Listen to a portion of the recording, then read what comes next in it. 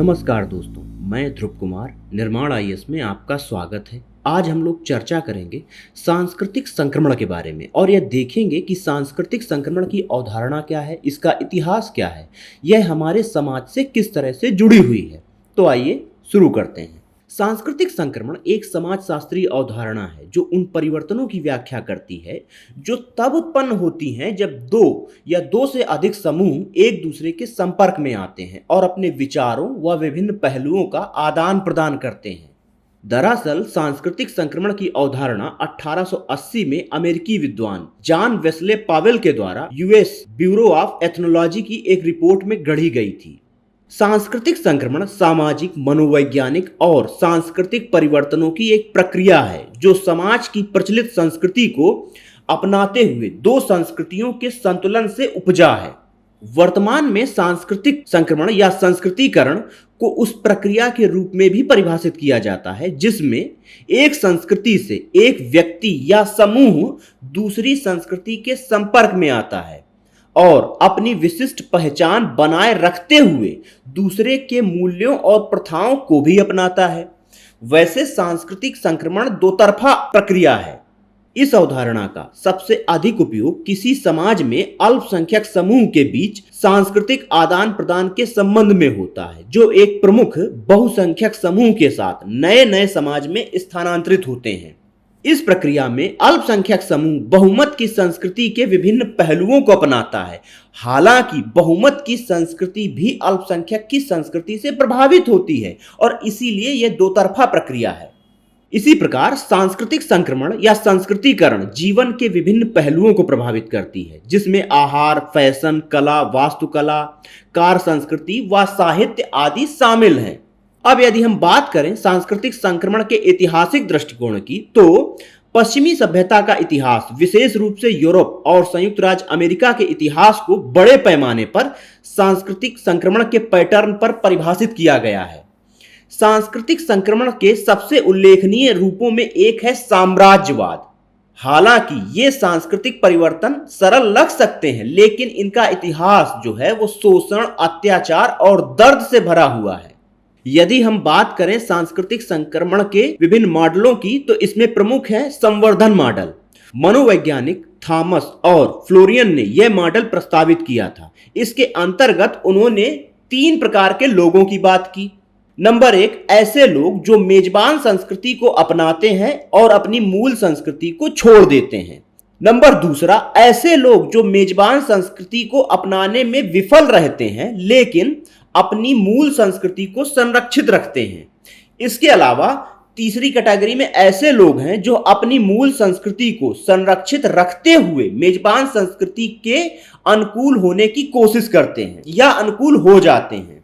इसके अलावा सांस्कृतिकरण या संस्कृति संक्रमण के वैचारिक मॉडल की यदि चर्चा करें तो यद्यपि संवर्धन के कई मॉडल मौजूद हैं लेकिन वैचारिक मॉडल व्यक्तिगत स्तरों को भी ध्यान में रखता है।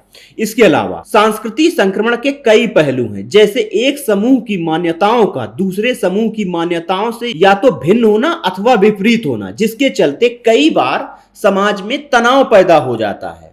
अब यदि हम बात करें सांस्कृतिक संक्रमण के परिणामों की तो इस प्रक्रिया के परिणाम स्वरूप कई बार अस्वीकृति, एकीकरण, हाशियाकरण, एलिमिनेशन तथा तनाव भी पैदा होता है। एलिमिनेशन का तात्पर्य उस प्रक्रिया से है जिसके द्वारा व्यक्ति या समूह अंततः उस संस्कृति से स्वयं को पृथक महसूस करता है जिसके साथ वे संपर्क में आते हैं। यह तब होता है जब किसी भी संस्कृति को दिया गया महत्व नगण्य होता है।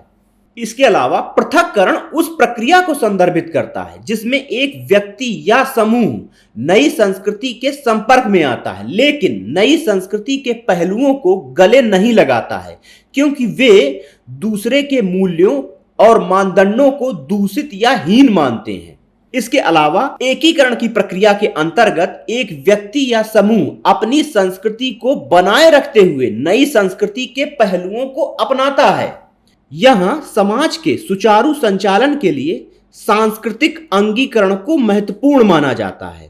इससे समाज में शांति बनी रहती है। इसके अलावा यदि बात करें हाशियाकरण की तो यह तब होता है जब कोई व्यक्ति या समूह एक नए सांस्कृतिक समूह के साथ मुश्किल से बातचीत कर पाता है। इस रणनीति के परिणाम स्वरूप व्यक्ति या समूह को अलग थलग कर दिया जाता है। रूपांतरण वह प्रक्रिया है जिसके अंतर्गत दोनों को महत्व दिया जाता है। अपनी संस्कृति को बनाए रखने के साथ साथ एक नई संस्कृति के पहलुओं को भी अपनाया जाता है। अब हम आते हैं और देखते हैं भारत के संदर्भ में सांस्कृतिक संक्रमण की क्या अवधारणा है। भारत जो विभिन्न संस्कृतियों की भूमि है, जहां समय समय पर विभिन्न संस्कृति आकर स्वयं संलयन होती रही हैं, उन्होंने भारत के कुछ तथ्यों को अपनाया व भारतीय संस्कृति को प्रभावित भी किया है। उदाहरण के लिए फारसी संस्कृति ने भारतीय समाज के लगभग सभी पहलुओं को प्रभावित किया है। लोकप्रिय खाद्य पदार्थों जैसे बिरयानी, फलूदा, मसाले, केसर और जीरा जो हमारे जीवन का महत्वपूर्ण हिस्सा बन गए हैं, की उत्पत्ति का पता फारसी मूल से लगाया जा सकता है। उर्दू भाषा अरबी, फारसी, तुर्की और हिंदी का मिश्रण संस्कृतियों के समामेलन और रूपांतरण का एक सुंदर उदाहरण प्रस्तुत करते हैं। इसी प्रकार हमारे देश में हिंदू और ईसाई संस्कृति के बीच सांस्कृतिक संक्रमण की प्रक्रिया को भी देखा जा सकता है। केरल के ईसाई चर्चों की वास्तुकला जैसे कोट्टायम में चेरियापल्ली या चेंगनूर में पझाया सुरियानी पल्ली में हिंदू स्थापत्य शैली के निशान दिखाई पड़ते हैं। हालांकि सांस्कृतिक संक्रमण की यह प्रक्रिया हमेशा सुखद नहीं होती है। जैसे तुर्कों और मुगलों के आगमन के साथ आरंभ में तनाव और संघर्ष हुआ। हालांकि धीरे धीरे भारत में सांस्कृतिक संक्रमण होता रहा और दोनों सांस्कृतिक मूल्यों के लोग साथ साथ रहने लगे, लेकिन कहीं ना कहीं एक दरार भी विद्यमान रही। और जिन्ना के द्वारा जब पृथक पाकिस्तान की मांग की गई, तब इन्हीं सांस्कृतिक दरारों को उभारा गया जब उन्होंने यह कहा कि हिंदू और मुस्लिम दो राष्ट्र हैं। आज भी समय समय पर हमारे देश में जो धार्मिक संघर्ष उभरते हैं, वे यह दिखाते हैं कि अभी भी हमारे देश में सांस्कृतिक संक्रमण में कहीं ना कहीं कमी है, जिसे दूर करने की आवश्यकता है। इस टॉपिक में इतना ही। धन्यवाद।